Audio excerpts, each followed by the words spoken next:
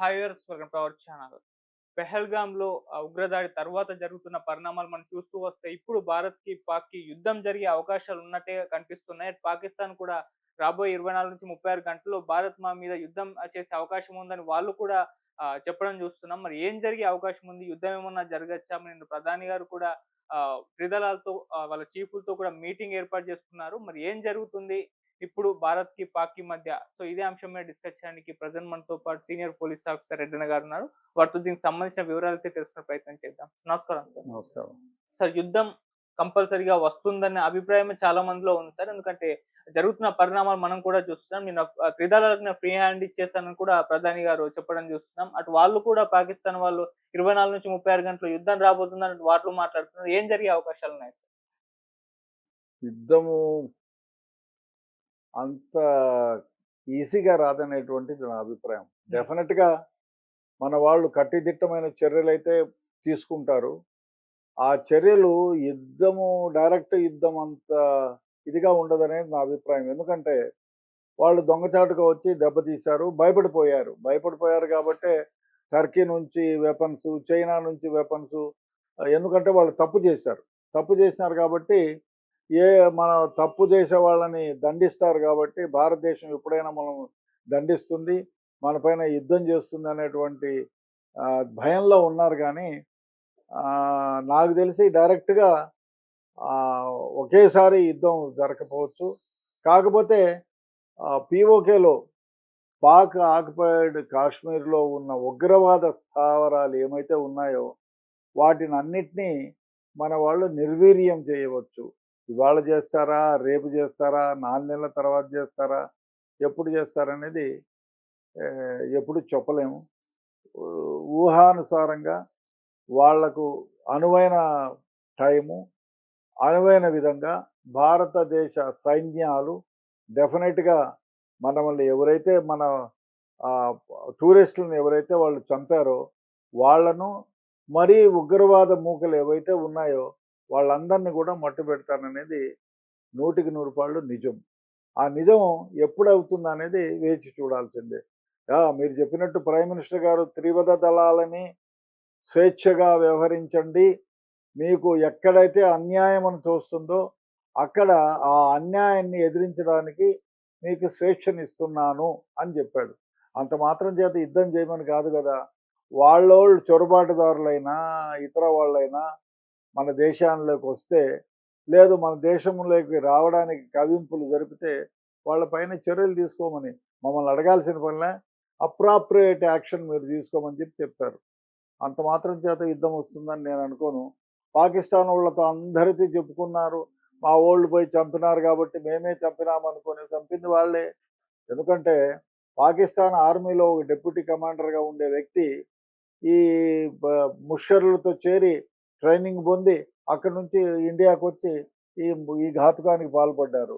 కాబట్టి ఆ ఇండియాలో పాకిస్తాన్లో ఉండేటువంటి 5 మెయిన్ టెర్రరిస్ట్ ఆర్గనైజేషన్స్, ఆ తర్వాత చిన్న చితక టెర్రరిస్ట్ ఆర్గనైజేషన్ అన్నిటికీ కూడా పాకిస్తాన్ ఆర్మీ, ఐఎస్ఐ వీళ్ళందరూ కూడా ఒత్తాస పలుకుతున్నారు.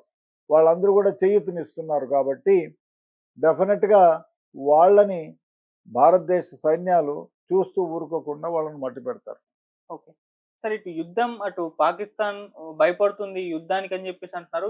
అంటే పాకిస్తాన్‌లో సైన్యంలో కూడా చాలా మంది రిజైన్ చేసి వెళ్ళిపోతున్నారని, వాళ్ళు కూడా భయపడి ఐక్యరాజ్య సమితి కొంతమంది పాకిస్తాన్‌కి చెందిన ఆర్మీలో వాళ్ళే లెటర్ రాసారు, కొద్దిగా ఆపండి అని చెప్పేసి కూడా వార్తలైతే వినిపిస్తున్నాయి. అంటే పాకిస్తాన్ ప్రిపేర్డ్‌గా లేదా సార్? ఎందుకంటే వాళ్ళు ఆల్రెడీ కరువు వాళ్ళలో వాళ్ళ సంక్షోభంలో వాళ్ళున్నారు. మరి ఇప్పుడు యుద్ధానికి వాళ్ళు ప్రిపేర్‌గా ఉన్నారంటారా సార్? వాళ్ళు కరువు, సంక్షేమం ఉన్న హ్మ్. టెర్రరిస్టులని మేపడంలోనూ, టెర్రరిస్టులను ఉసుగొల్పి భారతదేశం పైనకి పంపడంలోనూ ఆగటంలా. ఆ పని అది చేస్తానే ఉన్నారు. వాళ్ళకి కరువు ఉంది. ఒకటి ఆఫ్ఘనిస్తాన్ బార్డర్‌లో వాళ్ళకు సమస్యలున్నాయి. బెలూచిస్తాన్ బార్డర్‌లో వాళ్ళకి సమస్యలున్నాయి. ఇంటర్నల్‌గా వాళ్ళు చాలా ఫేస్ చేస్తున్నారు. వాళ్ళకు సాగునీరు అంతంత మాత్రమే ఉంది. ధాన్యాలు కొరవున్నాయి. ఎకానమీ ఇదైపోయింది. అప్పులు విపరీతంగా చేశారు. అప్పులకు వడ్డీ కట్టలేని పరిస్థితిలో ఉన్నారు. అయినా కూడా టెర్రరిస్టులను మేపడం, మన దేశం మీదకి పంపించడం మాత్రం మానటం లేదు. ఎక్కువగానే చేస్తున్నారు. అందువల్ల ఏమైపోయిందంటే వాళ్ళు వాళ్ళకి తెలుసు భారతదేశంతో యుద్ధం జరిగితే వాళ్ళు సర్వనాశనం అయిపోతారు. ఇంకొక 10 శతాబ్దాలు అంటే ఒక దశాబ్దం వెనక్కి వెళ్ళిపోతారు. సో, కాబట్టి వాళ్ళకి ఆ భయం ఉంది. కాకపోతే వాళ్ళ దగ్గర అణ్వాయుధాలు ఉన్నాయని చెప్పుకుంటున్నారు తప్ప, అయన్నీ చిన్న చిన్న అణ్వాయుధాలు. దానికంటే పెద్దనైనటువంటి అణ్వాయుధాలు మనకున్నాయి. వాళ్ళు వాళ్ళ దగ్గర ఆర్మీలో చాలామంది మీరు చెప్పినట్టు రిజైన్ చేసిపోతున్నారు, భయపడుతున్నారు. కొందరైతే టర్కీ నుంచి కొన్ని ఆయుధాలు తెచ్చుకున్నారు. చైనా నుంచి కొన్ని ఆయుధాలు తెచ్చుకున్నారు. ఏమంటే భయం. ఎందుకంటే వాళ్ళు తప్పు చేసినారు కాబట్టి. అంతేగాని వాళ్ళ ఎకానమీ దెబ్బతిన్నా, ఏది చేసినా దుష్టుల యొక్క మనసు ఎట్లా ఉంటుందంటే ఆ విధంగానే ఉంది పాకిస్తాన్ వాళ్ళ వ్యవహారం. వాళ్ళు వాళ్ళు యుద్ధాన్ని కోరుకోవటంలా, యుద్ధం వస్తుందని భయపెట్టి భయపడినట్టు నటించి వేరే వాళ్ళ దగ్గర నుంచి లబ్ధి పొందుతున్నారు. అంతకు మించి ఏమి లేదు. వాళ్ళకి సొంతంగా సైన్యం 5 లక్షల మంది కంటే ఎక్కువ లేరు. మన దగ్గర 15 లక్షల మంది సైన్యం ఉంది. బ్యాకప్‌లో ఇంకో 15 లక్షల మంది ఉన్నారు. సో, వాళ్లకు మనకు ధీటే లేదు. కాకపోతే వాళ్ళ అంత పెద్ద సైన్యము మాతో దండెత్తి వస్తే ఇదైపోతామని చెప్పి టర్కీ నుంచి, చైనా నుంచి వెపన్స్, ఆర్మరీ అన్నీ తెచ్చుకుంటున్నారు. యుద్ధ విమానాలు కూడా వాళ్ళ దగ్గర నుంచి తెచ్చుకుంటున్నారు. అది తెచ్చినంత మాత్రాన మనం యుద్ధానికేమి పాల్పడము. ఎవరైతే టెర్రరిస్ట్ ఆర్గనైజేషన్స్ ఉన్నాయో వాళ్ళని డెఫినిట్‌గా మట్టుపెడతాం. సార్ ఇందాక మీరన్నట్టు అంటే పీఓకేలో ఉన్న ఉగ్రవాదులు ఎవరైతే ఉన్నారో వాళ్ళందరినీ కూడా మట్టుబెట్టే ఛాన్స్ ఉంది. యుద్ధం రాకపోవచ్చు అని అన్నారు. కాకపోతే అక్కడే వీళ్ళ మొత్తం బలగాలు మోహరించేశారు పాకిస్తాన్ వాళ్ళు. అంటే మరి ఇప్పుడు వీళ్ళని ఉగ్రవాదులను చంపడానికి వెళ్ళినప్పుడు యుద్ధం ఈ సైన్యంతో అనివార్యం కావచ్చంటారా సార్? I don't think. అది కూడా మనం చూసి పూర్వాపురాలన్నీ చూసి మనం ఏ విధంగా చేయాలి, ఏం చేస్తే బాగుంటుంది అనేది డెఫినెట్‌గా చేసే స్ట్రైక్ చేస్తారు. ఇప్పుడు మనము ఏదో వాళ్ళని స్ట్రైక్ సావరాలు అదంతా ఇప్పుడు అమెరికన్ ఇంటెలిజెన్సు, మనము బ్రిటన్ ఇంటెలిజెన్సు, మిగతా దేశాలతో ఇంటెలిజెన్స్‌తో మన వాళ్ళు అన్ని ఇరాన్‌తో ఇంటెలిజెన్స్‌తో అందరూ మనోళ్ళు మాట్లాడుకుంటున్నారు. సో, కాబట్టి అన్నీ మాట్లాడుకున్న తర్వాత వాళ్ళ ఉగ్ర స్థావరాలు ఎక్కడున్నాయి. సీ ఎన్ఐఏ నేషనల్ ఇంటెలిజెన్స్ ఉంది, సెంట్రల్ ఇంటెలిజెన్స్ ఉంది.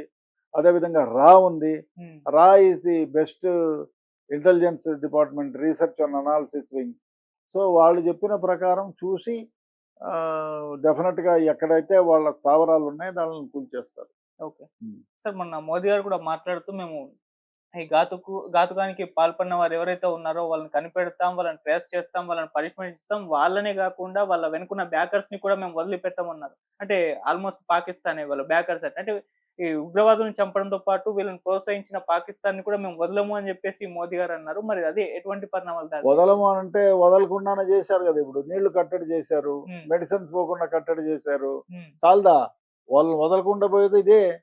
చూడు మెడిసిన్స్ 40% మెడిసిన్స్ మనయే వాడతారు. మన దగ్గర నుంచి చాలా కొనుగోలు చేస్తారు వాళ్ళు. అదేవిధంగా మన దగ్గర నుంచి ధాన్యం పోతుంది. అవన్నీ కట్టడి చేస్తాము. వాటర్ పోనీయకుండా చేస్తున్నాము. ఇది చాలదా? వాళ్ళకు అదే కదా! వాళ్ళకి నోరు కట్టేసినట్టు అయిపోలే? ఇప్పుడే ఈ ఆహార ధాన్యాల్లాగా చస్తున్నారు. ఔషధాలు 40% మన దగ్గర నుంచి పోతాయి. మనం ఔషధాలు కట్ చేస్తే వాళ్ళు వేరే దేశాల నుంచి ఔషధాల రేటు విపరీతంగా ఉంటాయి. ప్రపంచంలో దాదాపు 200 పైచిలుకు దేశాలకి మనము ఔషధాలను సప్లై చేస్తాం. మంచి తక్కువ రేట్లో. భారతదేశంలో అంత తక్కువ రేట్లో ఇతర ఏ దేశాల్లో కూడా ఈ ఔషధాలను అమ్మరు. కాబట్టి పాకిస్తాన్‌కి మనం ఇంకా తక్కువ రేట్లో అమ్ముతున్నాము. అవన్నీ కూడా కట్టడి అయిపోతాయి కదా! లైఫ్ సేవింగ్ డ్రగ్ దగ్గర నుంచి.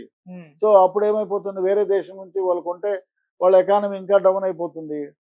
పప్పు ధాన్యాలు ఇట్లాంటివి కూడా ఇంకా కొరత అయిపోతుంది వాళ్ళకి. అదేవిధంగా ఎకానమీ లేదు. దాంతో పాటుగా యుద్ధానికి ఇంకా బయట నుంచి వచ్చి ఖర్చు పెడితే వాళ్ళకి ఏమైపోతుంది, ఇప్పుడే లక్షల కోట్లు వాళ్ళ అప్పులున్నారు. వడ్డీలు కట్టలేక చస్తున్నారు. సో, కాబట్టి భారతదేశంలో ప్రైమ్ మినిస్టర్ గారు చెప్పింది ఏమంటే డైరెక్ట్‌గా పోయి యుద్ధం చేస్తామని కాదు. వాళ్ళ వెనకాల ఎవరెవరు ఉన్నారో వాళ్ళని కట్టడి చేస్తామన్నారు. ఈ విధంగానే కట్టడి చేస్తారు. ఇంకా కొన్ని ఆలోచనలు ఉంటాయి వాళ్ళకి ప్రభుత్వం దగ్గర. ఆ విధంగా పాకిస్తాన్‌ని మన వాళ్ళు అంటే టెర్రరిస్ట్ ఆర్గనైజేషన్ ఎవరైతే పెట్టి పోషిస్తున్నారో వాళ్ళని ఏ విధంగా కట్ చేయాలో ఆ విధంగా కట్ చేస్తారు. వాళ్ళకి నష్టాన్ని కలిగిస్తారు. తీవ్ర నష్టాన్ని కలిగిస్తారు. మీరన్నట్టు ఇంకోటి కూడా ఇందాక ఒక న్యూస్ వచ్చింది సార్. అంటే ఐఎంఎఫ్ అని ఇంటర్నేషనల్ మానిటరీ ఫండ్ వాళ్ళు పాకిస్తాన్‌కి నిధులు ఇవ్వబోతున్నారు. దాన్ని ఆపేయాలి. వాళ్ళు ఉగ్రవాదానికి ఖర్చు పెడుతున్నారు. మీ విధంగా నిధులు అప్పులు మాత్రం ఇవ్వద్దు అని చెప్పేసి వాళ్ళకి కూడా ఓ లెటర్ రాసారు. అంటే ఇది కూడా అందులో భాగం అనుకోవచ్చా? డెఫినెట్‌గా.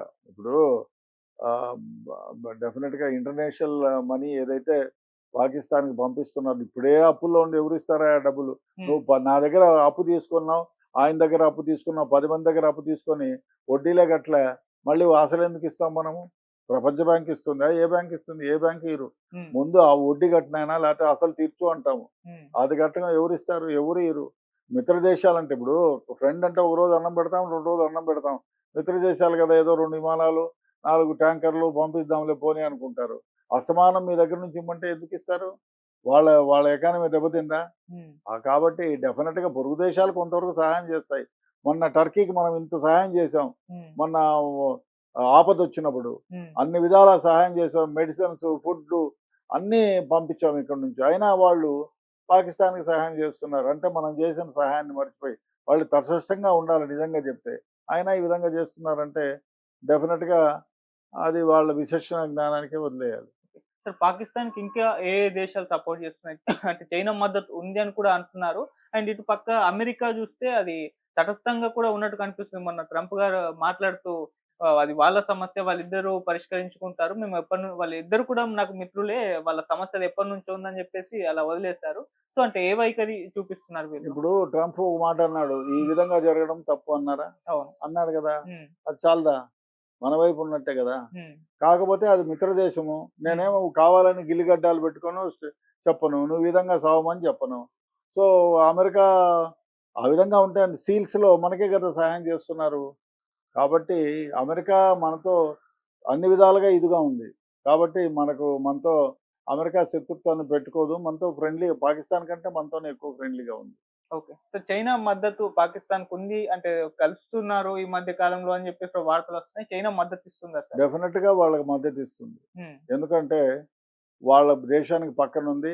వాళ్ళు ఎటువైపు తిరిగిపోవాలన్నా చైనానే పాకిస్తానే అడ్డముంది భారతదేశానికి రావాలంటే, మనకు పాకిస్తాన్ చైనాతో మనకు యుద్ధాలు జరిగాయి ఇంత క్రితం గూడా. హ్మ్. కాబట్టి చైనా మొదటి నుంచి కూడా మనకు అగైనెస్ట్‌గానే